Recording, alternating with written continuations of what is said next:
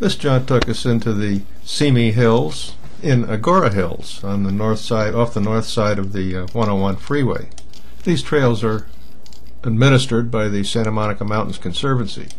Actually, this was a pretty nice hike, although it turned out to be a little longer than we had originally thought. And here's where we left the starting gate on a quite overcast morning. The trail starts out as an old ranch road heading up into Cheeseboro Canyon. A bit more than half of the trip is in quite open country, so we really weren't too unhappy about it being an overcast day and quite cool. And then we reached a fork in the road where we had the choice of continuing up the bottom of Cheeseboro Canyon or going up the Cheeseboro Ridge Trail.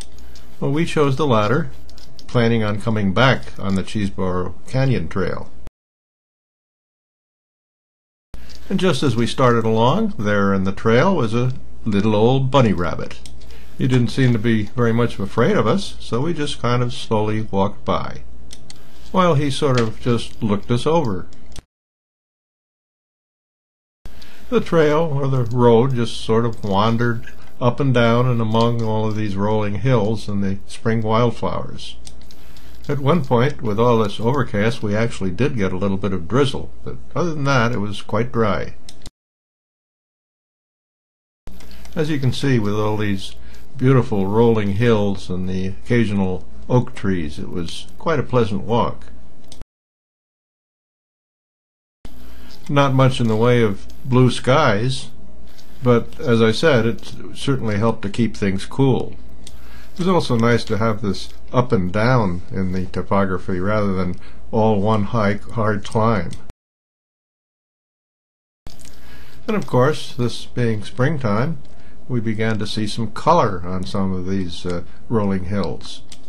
All this really added to the pleasure of this hike.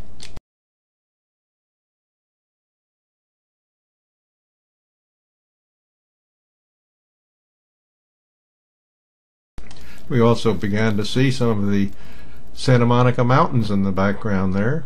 Quite dramatic with all that stormy sky above it. And then the trail continued wandering along this Cheeseboro Canyon ridgeline, with more views of the mountains beyond. And including a view down a canyon below. All this gave us a chance to take a look around and just see what it all looked like from a distance.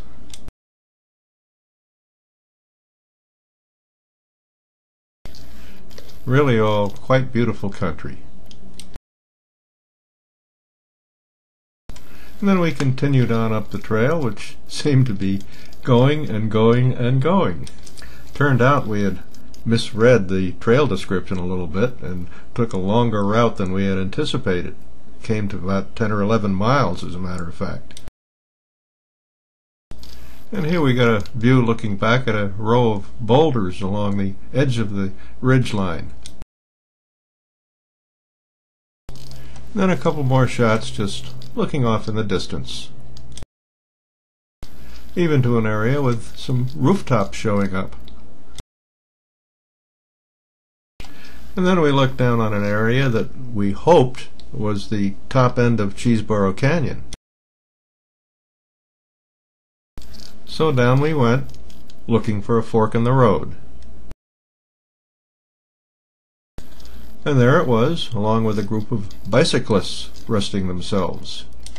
Turns out that this was a group of volunteers that patrol the various hiking trails in this area.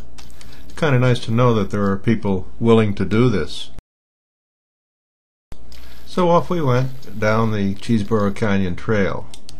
We found out, however, that we still had over 4.5 miles to go to get back. This trail turned out to be quite different than the ridge trail that we'd taken to get up here. In places it was quite rocky and had some pretty substantial drop-offs here and there. We also found a lot more bicycle riders to contend with. Sometimes on these narrower trails you really have to keep an eye out for them.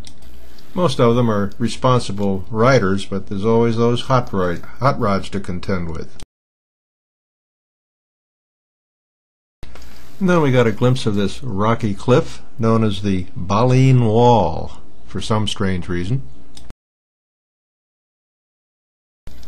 And there's Dale up ahead, working his way on down the trail,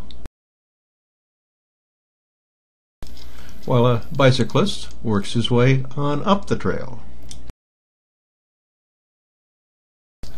And then things leveled out. We went through some areas of some beautiful oak trees,